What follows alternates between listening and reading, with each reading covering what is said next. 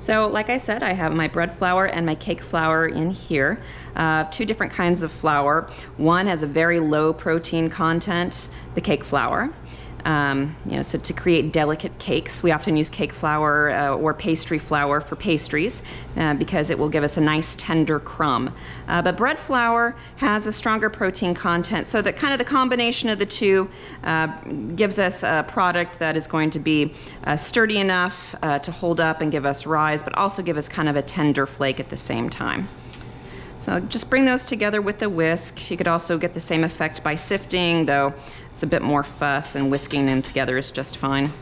And then I'm gonna go ahead and put my butter in. There are different ways to make Blitz dough.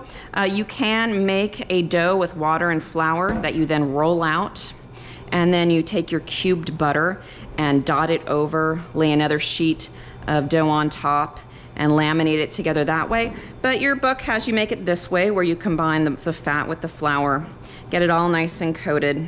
See how big my chunks are? That's gonna be key for this lamination process. You don't want them cut too small. You want them fairly consistent. Did kind of an okay job with that. But you want them about that big, if I can get my camera to look at it properly. About that big.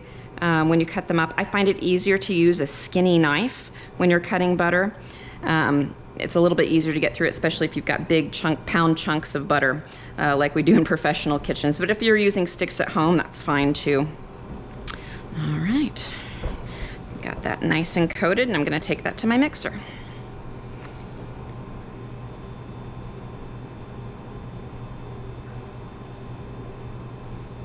If I can get my camera to turn on.